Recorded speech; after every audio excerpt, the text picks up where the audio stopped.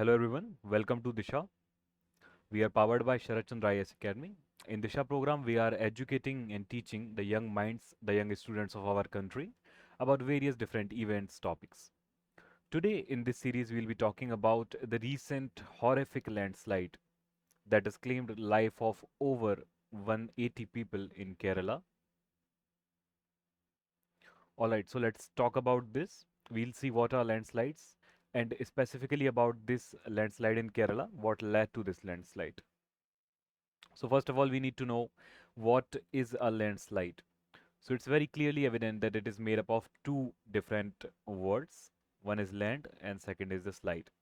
So essentially, it's some sort of land that is sliding. Alright, let's say these lands were connected to each other earlier, but because of something, this land slided.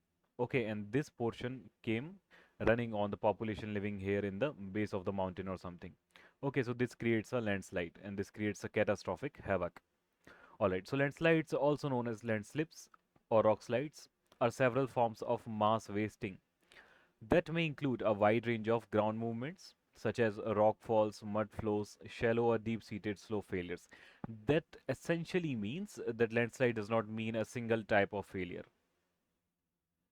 It's a classification. It's a class of failures. Alright, and there are multiple different failures, but all of them include some sort of ground movement. Alright, some sort of land breaking and sliding. Okay, it can happen, let's say on the slopes, naturally on the steep or gentle slopes, from mountain ranges to coastal cliffs, or even underwater, in which case they are called as submarine landslides. Okay, so if somebody asks you that is it an overground phenomena exclusively, then no, it is not. It can happen underwater also. Okay, now let's talk about the next thing. So what is the primary driving force? The primary driving force is gravity. Okay, something that is pulling it down for the landslide to occur, but there are other factors affecting slope stability. That means the stability of the land on the slope that produce specific condition that make a slope prone to failure. In many cases, the landslide is triggered by a specific event, such as the heavy rainfall. So this is what happened here in the Kerala. We'll be seeing this. Okay, now let's see the next thing. Here is a view of the landslide. Okay, but it is not in the Kerala. This one is in the Peru. Okay, so a very small landslide here. Now you can see this is the mass wasting. This is the area where the mass wasting happened, where the ground movement actually happened. Okay, now you can judge from the scale. It may be looking smaller, but it's rather big. Okay, you can see the homes here, and it at least a 3 to 4 kilometer area that it has impacted overall. All right, in the square kilometers. So we can see some sort of ground breaking here and the ground movement here. So this is what happens when land slides. And these homes, these buildings, which are in the rubble now, okay, these will be in danger. Okay, now let's move forward and talk about what happened in the Kerala, in the Wayanad. So first of all, we need to know where is this Wayanad and where is Kerala. So Kerala is located in the southern portion of our country, in the left side or in the western side. So this is Kerala. In the map that I have made, this is Kerala. In the eastern side, we can see the Tamil Nadu.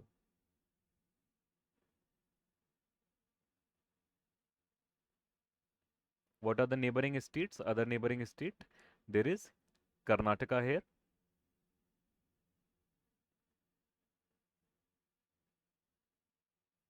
And there are other neighboring states such as Andhra Pradesh and so on. Andhra Pradesh, Telangana. All right.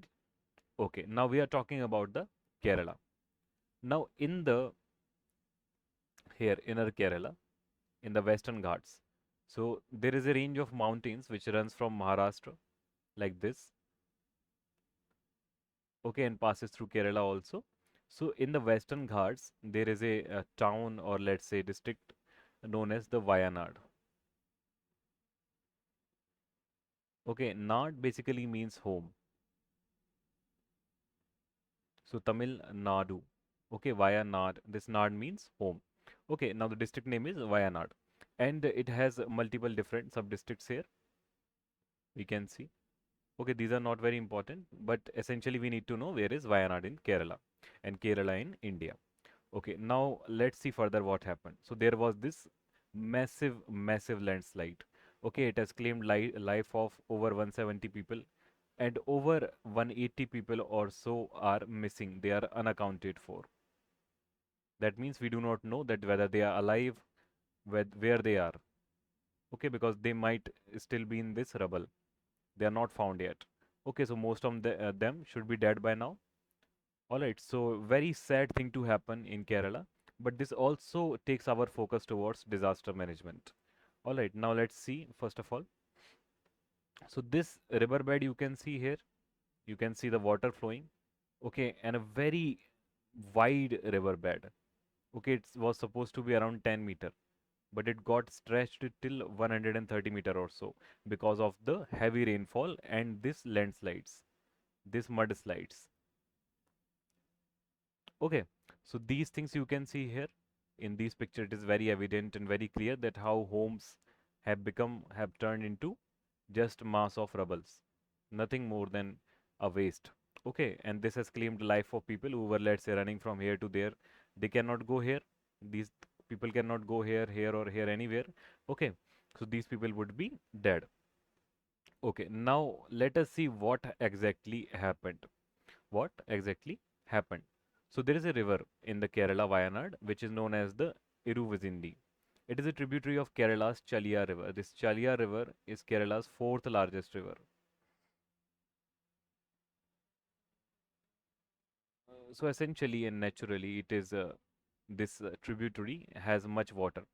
It reaches an altitude or elevation of 2000 meters. For comparison, our Everest is around 8000 meters. So 2000 meter is a significant altitude. 2000 meter is a significant altitude. It is high enough that if the flow of water is there, it is coming down, then it will gain a high velocity. It will gain a high velocity. Okay. So before plunging to a 970 meters at Mukandakai in Wayanad district. Okay, here. So we are seeing that this is 2000 meter above sea level and this is 1000 meter above sea level. So there is a vertical fall of 1 kilometer of water. Okay, now we can see it like this. So this is 1 kilometer.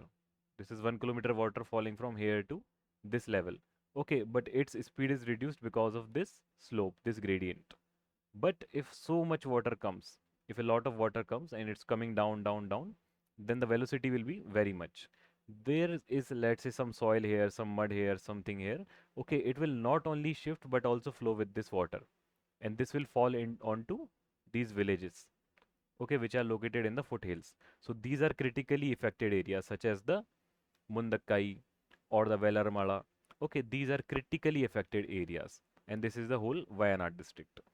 Okay, and next thing is we can see here, which I shown you. This is almost 1 kilometer. Okay, this vertical descent is almost 1 kilometer, and only because of this slope the velocity reduces a bit. But if lot of water comes here, it will be very high flowing. Okay, and then it will be destroying these villages and towns here, small towns here.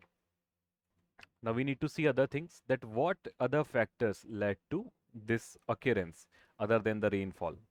Okay, so the first factor I told you already, just a second. Okay, so first factor I told you, it was heavy rainfall.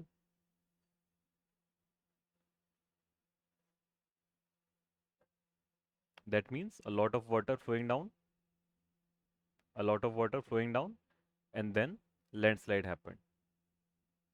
Second thing, if we see already with the already, let's say the information we have, then Kerala is home to 4 of the top 10 landslide prone district in the India.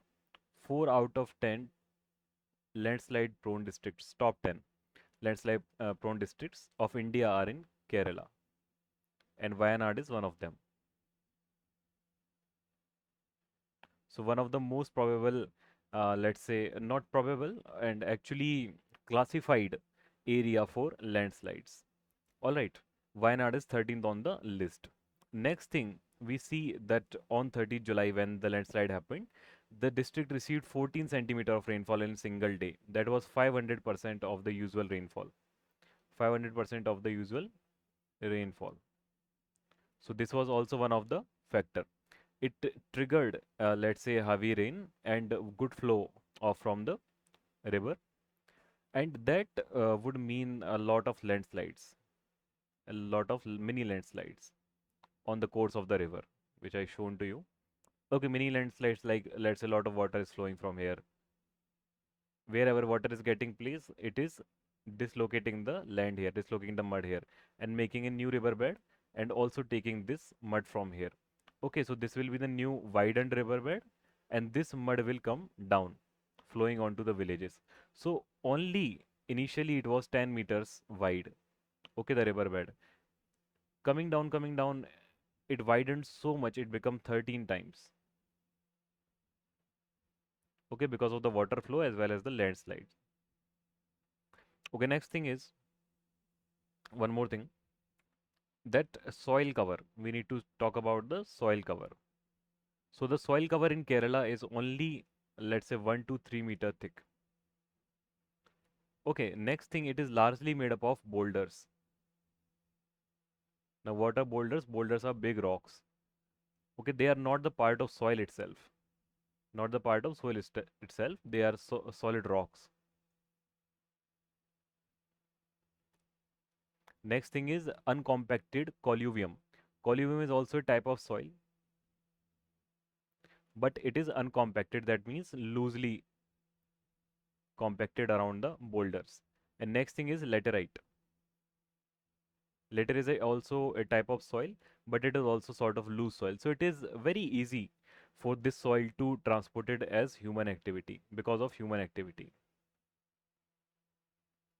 Now human activities are like making plantations, making tree gardens, okay, and making coffee plantations, etc. So that can be a factor also. Third thing is Kerala is the third most densely populated state in India. Third most densely populated state in whole India. Okay, this is why there is a developmental pressure. There is a developmental pressure.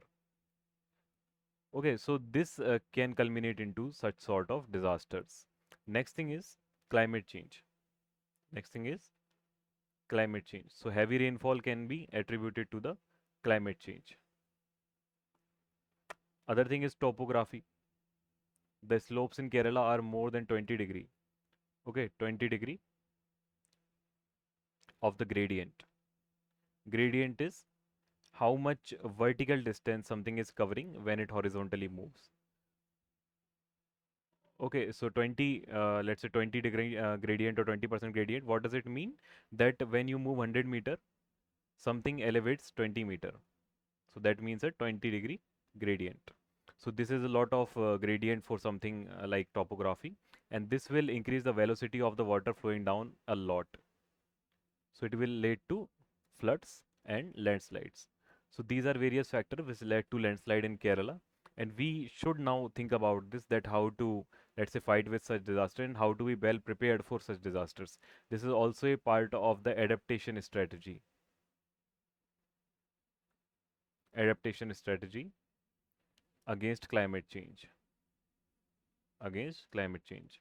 So we cannot mitigate things here. We will have to be ready for such disasters. Okay, and see that how can we prevent these and fight with these in a better manner. So that would be all for today's lecture. This is Yatharth here signing off. I hope you understood the lecture well. If you have any comments, feedback, you can let me know. I'll be very happy to help you with them. Thank you very much. See you again.